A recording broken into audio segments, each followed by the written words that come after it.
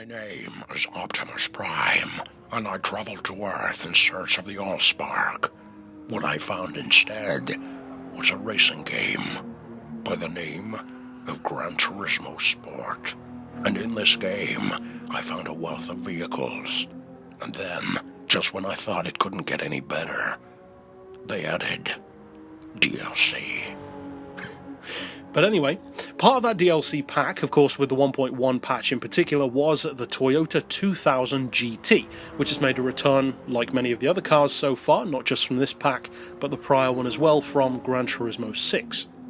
Now, the Toyota 2000 GT is one of the most popular choices of Japanese classic to put up there on the pedestal of being one of the most iconic Japanese designs ever. Kind of like Japan's equivalent to something like a Jag E-Type, for instance. Now, it doesn't have the sheer power or torque or engine capacity of something like a Jag E-Type, but what it does have is the traditional Japanese alternative to that kind of thing. And in a funny way, this car is kind of what you'd end up with if Lotus tried to make a rival to the Jaguar E-Type. Smaller, lighter, more nimble, and with a similar shape, but one which some people might even say is better looking.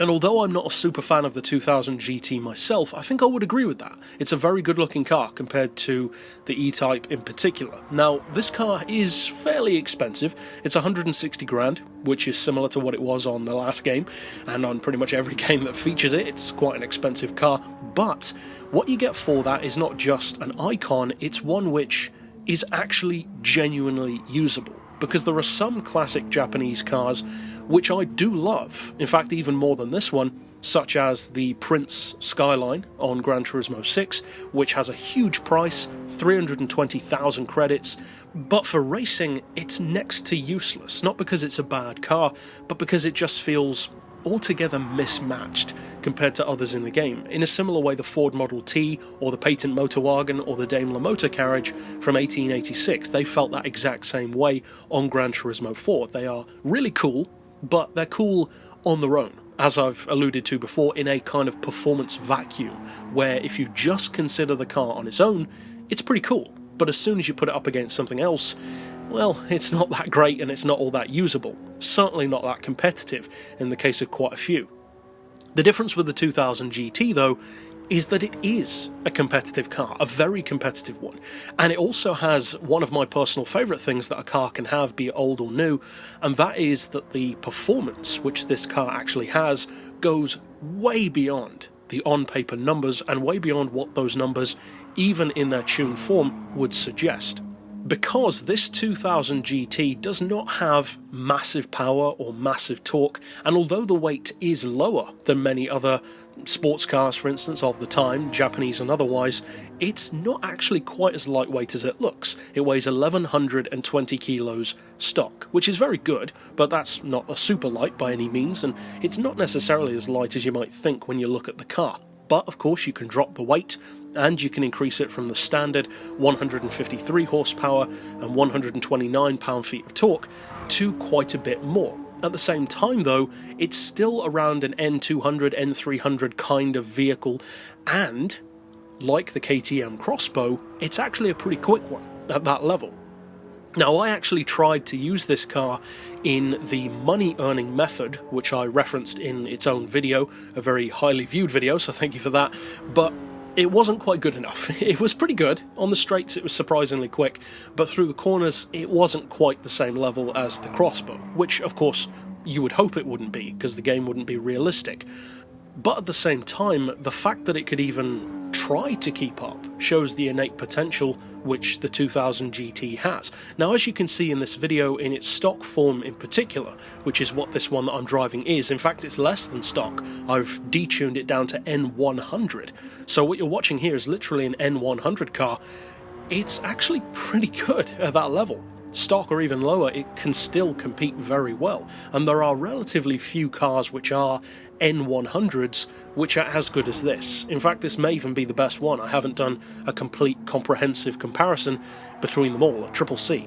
However, what I have done is driven this car, as you can see, and from driving the car it definitely has the kind of similarities that you would want it to have to Gran Turismo 6. It's got that fishtailing back end, in particular in its stock form. It's very loud, much louder than you'd probably expect it to be, but in a good way, almost like a motorbike kind of sound.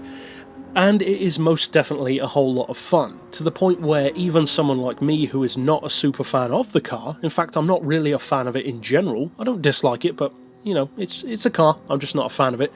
And I'm sure there are other people who feel that way as well, but even for those of us who do feel that way, if you do jump into one and drive it, you can have a whole lot of fun with it. Now, whether or not you should actually spend 160 grand on it in GT Sport, that's a whole different question, because on Gran Turismo 6, the uses which it could have were far more obvious. For a start, you actually had rivals to take it up against, stuff like the Mercedes Gullwing, the Lancia Stratos, the Jaguar E-Type even, a variety of others, whereas now it kind of has some rivals, but at the same time, not really. Most of the other cars of a similar age tend to be either much faster or a Samba bus, so it doesn't exactly have much of a rivalry going on for the moment, and of course that will probably change with future updates and DLC, etc, etc. But for now, I think for the average driver, for the average gamer, for the average user, I would probably recommend that unless you specifically want this car and you really like it, you might as well wait to win it.